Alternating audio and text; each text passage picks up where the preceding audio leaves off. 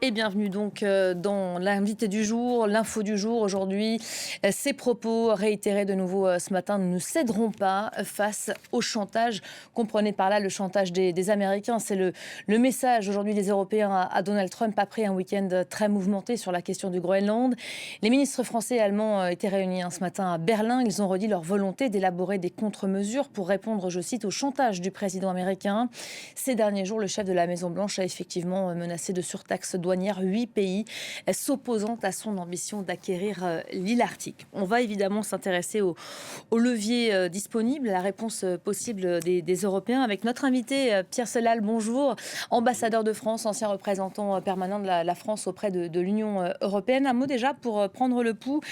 Quel week-end nous venons de vivre, encore une fois de plus, on serait tenté d'ajouter. Donald Trump provoque une crise sans précédent avec l'Europe, cette fois, autour de l'acquisition du Groenland.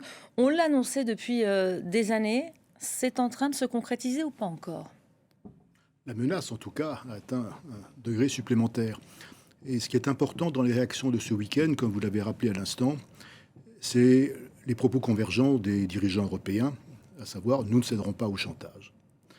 Et cette réaction diffère assez profondément de celle qui avait été celle des Européens après la fameuse annonce de droits de douane supplémentaires l'an passé, au mois d'avril, où à l'époque, les Européens avaient considéré qu'il fallait absolument ouvrir une discussion, en rester au dialogue et éviter de se lancer dans quelque chose qui pourrait conduire à une guerre commerciale. Donc, on s'est abstenu à cette époque-là d'envisager des mesures de rétorsion face à ces menaces de l'administration Trump d'imposer des droits de douane supplémentaires à l'Europe. Donc le langage est différent. Pourquoi est-il différent ? Parce que ce qui est au cœur de la demande ou de la menace américaine est quelque chose de profondément choquant.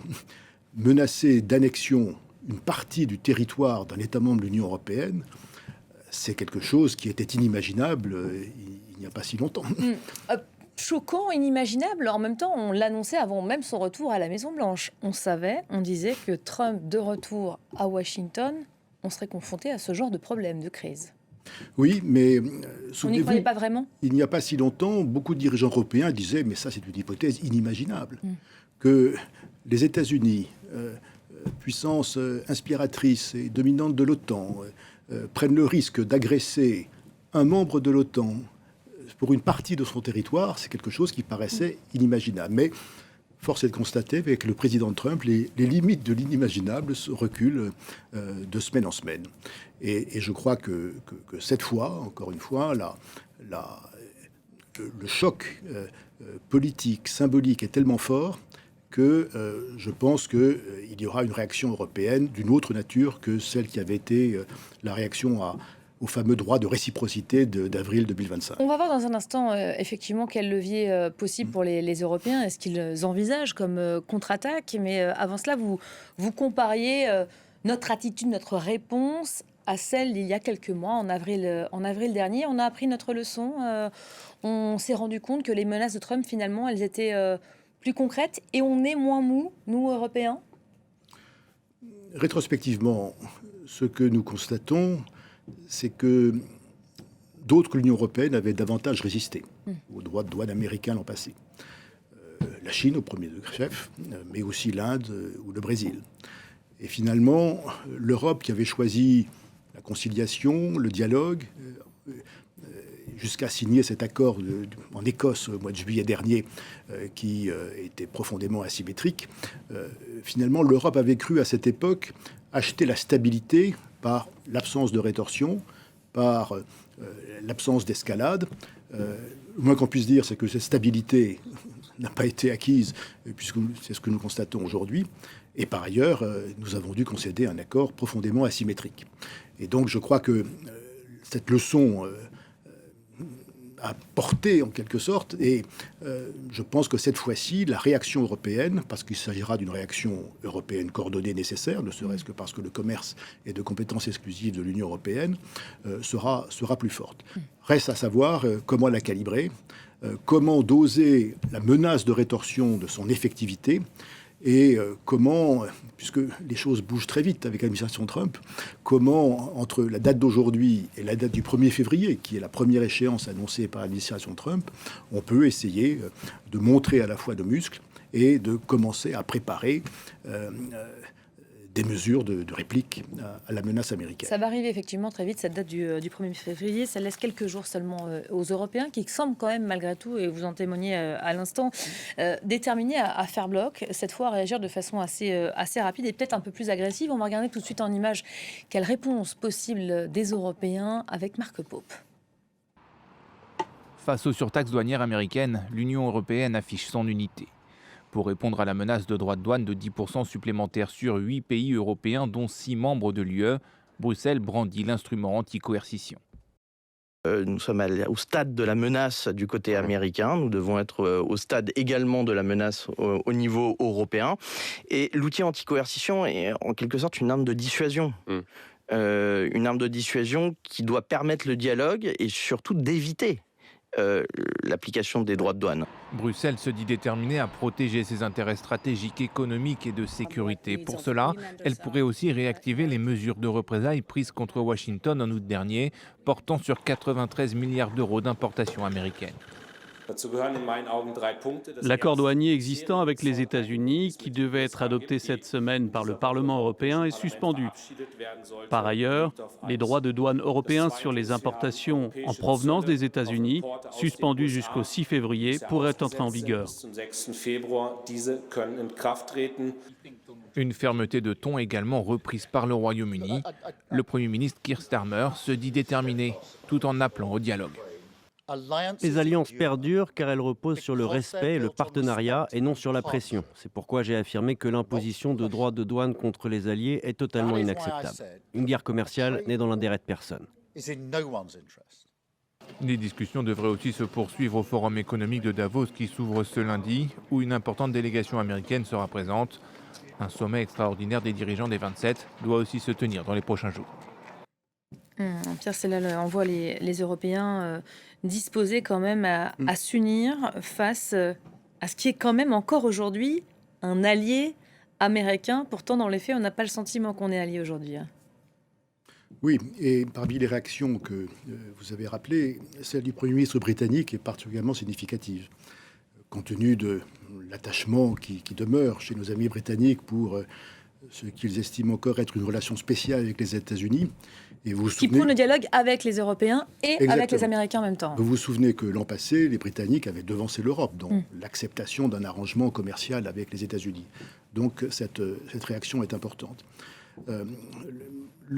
L'idée d'invoquer ce règlement anti-coercition qui date de 2023 a été évoquée, rappelée par le commissaire Séjourné.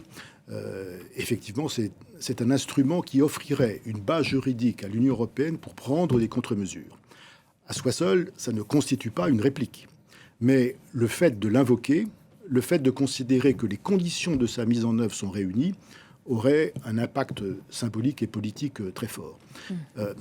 Pour souligner le caractère exceptionnel de la manœuvre, si elle est opérée, ce règlement n'a jamais été mis en œuvre aujourd'hui. Il a été conçu dans les années 2021-2022 et adopté en 2023 pour réagir à l'époque à des attitudes commerciales, coercitives de la part de la Chine vis-à-vis d'un État membre qui était la Lituanie.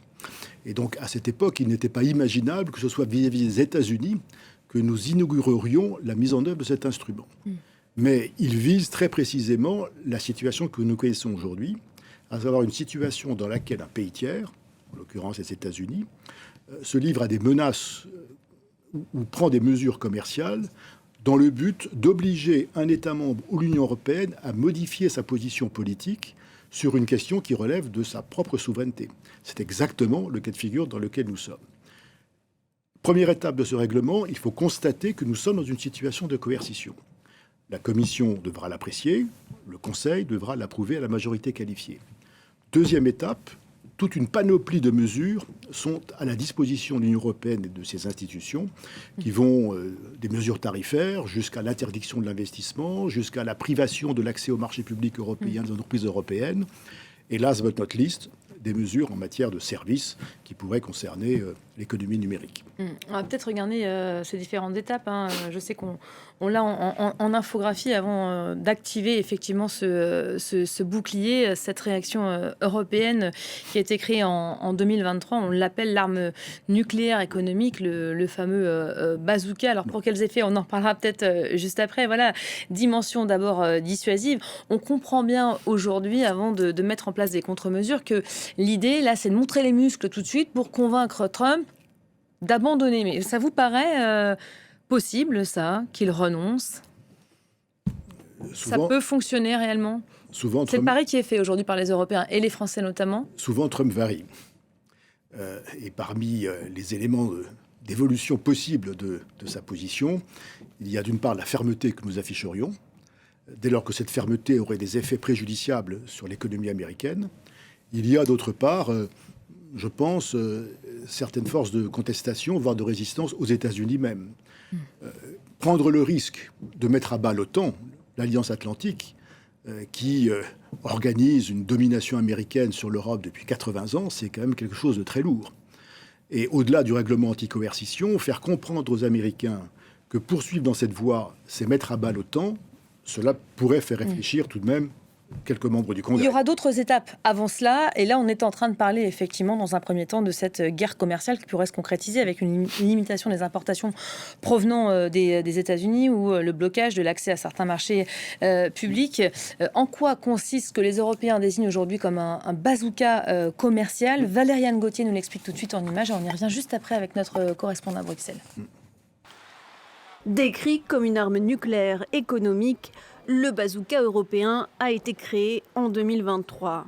La Chine avait alors tenté d'étouffer l'économie de la Lituanie en représailles à l'ouverture d'une représentation diplomatique taïwanaise à Vilnius.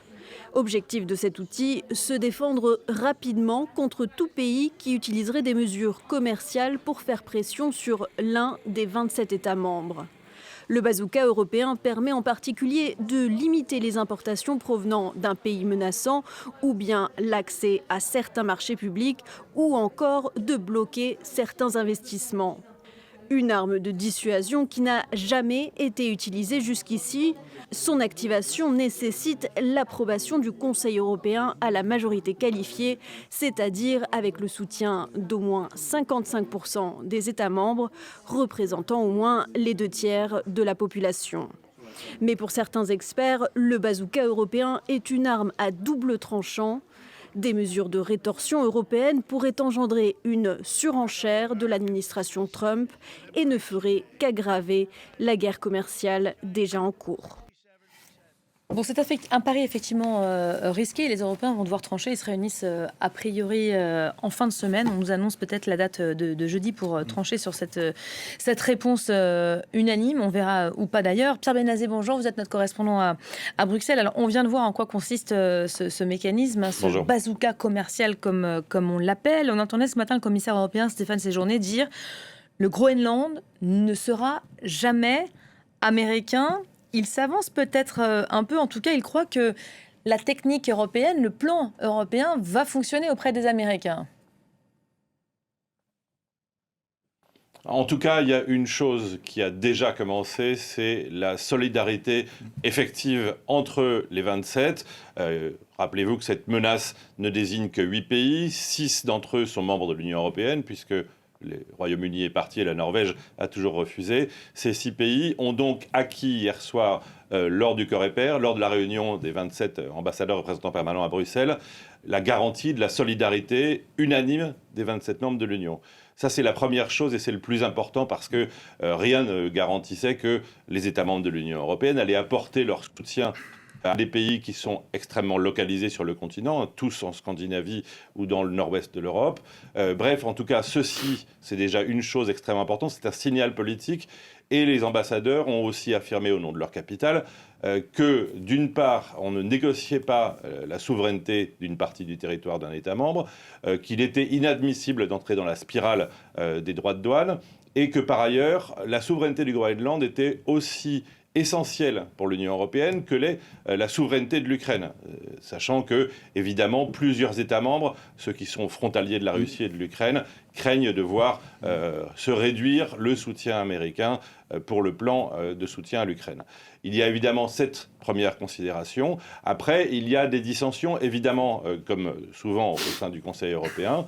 On sait que les partisans de la manière forte, on en a compté au moins 6 hier soir, parmi eux 4 grands États membres, à savoir la France et l'Allemagne, l'Espagne et la Pologne, avec le soutien étonnamment des Tchèques et des Slovaques.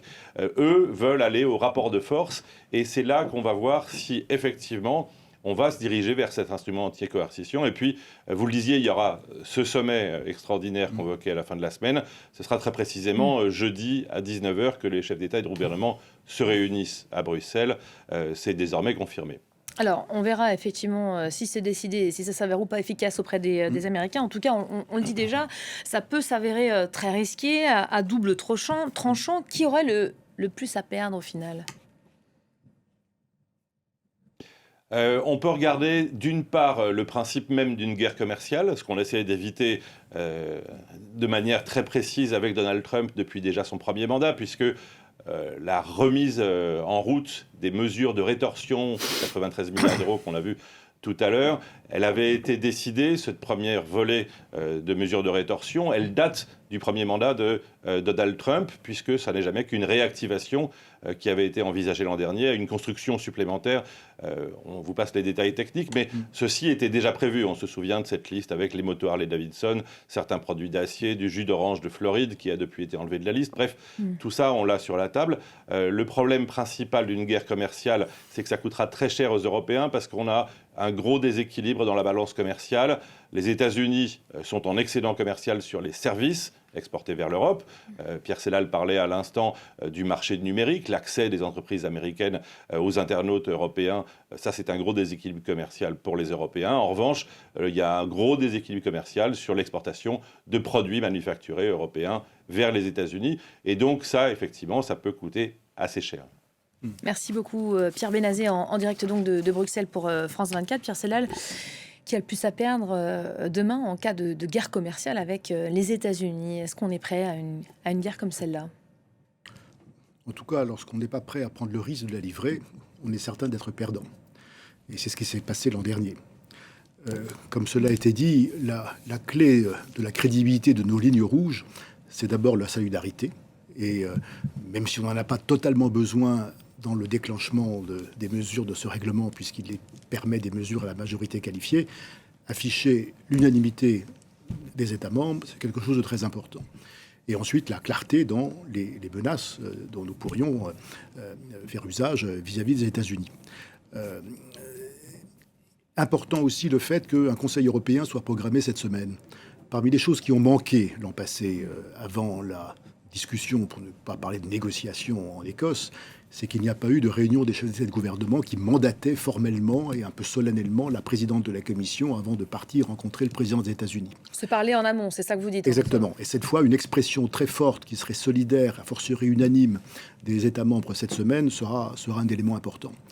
Ensuite, il y a effectivement des risques. Le premier risque, c'est de s'engager dans une spirale, dans une escalade de mesures et de contre-mesures commerciales. Le deuxième risque, et c'est au nom surtout de ce risque que nous avions finalement accepté cet accord de l'an passé, c'est le risque de désengagement américain sur l'Ukraine. Et tous ceux qui ont vécu cette négociation à l'époque savent très bien que ce risque a été presque majeur dans la volonté européenne de ne pas rompre avec les États-Unis à cette époque. C'est ça notre principal frein aujourd'hui. Ce risque est toujours sur la table. La principale faiblesse européenne reste sa dépendance sécuritaire vis-à-vis des États-Unis. Vous parlez de cette dépendance qui a été le frein et qui l'est sûrement encore aujourd'hui. Les Russes l'ont bien compris. On voit la réaction du Kremlin ce matin, Dmitri Peskov qui souffle sur les braises et en même temps on ne peut pas attendre autre chose de la part de Moscou, qui dit à Donald Trump: si vous arrivez à vous saisir du Groenland, ce serait une première mondiale, historique. Oui. Il le pousse à cela. Oui, et il le pousse dans la direction à laquelle le président Trump est sensible. En le flattant au passage, oui. Je pense que, au-delà des considérations de sécurité, d'accès aux ressources du Groenland, ce qui est fondamental, me semble-t-il, dans la démarche du président Trump, c'est celle qu'il avait inspirée en rebaptisant le golfe du Mexique. C'est être le président des États-Unis qui aura étendu le territoire américain.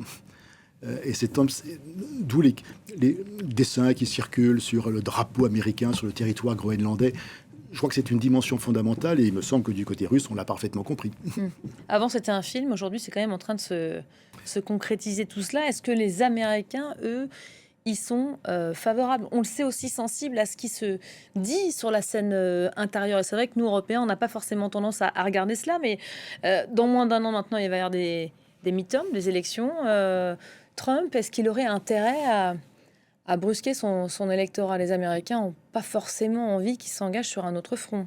Il y a deux risques. Un risque économique, tout d'abord, parce que, quoi que dise l'administration, des droits de douane supplémentaires, ce sont des droits de douane payés par le consommateur américain. Et deuxièmement, le risque politique, je l'évoquais tout à l'heure, prendre le risque de démanteler l'Alliance Atlantique, c'est quelque chose qui est tout de même difficile à avaler pour une partie du Parti républicain. Et je pense que ça constitue aussi une limite dont les Européens devraient savoir jouer. C'est-à-dire aujourd'hui, démarcher les membres du Congrès, démarcher le Parti républicain pour leur dire « Mais est-ce que vous êtes conscient de ce que vous risquez de faire ?» Mais est-ce qu'ils ont encore l'oreille de Trump, ces gens-là? Parce qu'il y a une fracture qui s'est quand même renforcée en un an. Vous l'avez dit, nous sommes à moins d'un an des midterms. Donc il y aurait éventuellement... je pense que ça peut avoir un certain impact. Une accroche possible qui pourrait parler à Trump. En tout cas, il y a cette contestation politique. Il y a, comme vous le savez, un risque juridique pour Trump, puisque la politique des droits de douane ou la manière dont il en use est aujourd'hui l'objet de contestations juridiques et la Cour suprême doit se prononcer dans les jours qui viennent ou dans les semaines qui viennent. Tout ceci constitue quand même certaines limites. Mais néanmoins, la vraie limite à imposer, c'est une fermeté européenne et j'espère que nous en serons capables. Vous pensez donc qu'on va assister à des annonces fortes d'ici la fin de la semaine, d'ici à jeudi, a priori, cette journée où les Européens vont se réunir, se rassembler? Oui. Encore une fois, il n'y aura pas cette semaine d'annonce de mesures restrictives en matière d'investissement ou droits de douane supplémentaires. Non, mais en termes de posture... Il y aura l'engagement de la mise en œuvre de ce mécanisme dit anti-coercition. Je trouve que les expressions de bazooka ou autres sont un peu excessives et sans beaucoup de contenu. Ce serait un signal très important que l'Union européenne, les chefs d'État et de gouvernement, à l'unanimité, constatent que les États-Unis se livrent à un comportement de nature coercitive au détriment de leur souveraineté. Il se trouve que cette semaine, il va se passer aussi un autre grand rendez-vous, c'est le Forum de Davos, avec cette délégation américaine annoncée comme la plus importante de l'histoire, qui est attendue mercredi avec un discours de Donald Trump. Ce sera la veille de la réunion des Européens. Il va sûrement avoir des mots en direction de l'Europe. En tout cas, c'est ce qu'on attend. C'est très probable. Ça pourrait donner le ton? C'est très probable parce que la politique étrangère du président des États-Unis est une politique spectacle et Davos constituera la scène de la semaine. Ce rendez-vous finalement du Forum économique mondial où les affaires évidemment sont maîtres. On est dans le thème là. Oui, alors pour voir les choses de manière un peu plus positive, ça peut être encore l'occasion de contact entre le président, les dirigeants européens qui seront là. Et je crois qu'il faut utiliser toutes ces possibilités de contact pour faire comprendre la gravité de la situation. Ça, c'est le diplomate que vous êtes qui parle. Merci beaucoup, Pierre Sellal. Merci d'avoir été l'invité de l'Info du jour. Évidemment, on continue à dérouler le fil dans la suite de ce Paris Direct. On se retrouve dans quelques instants pour le journal du jour. À tout de suite.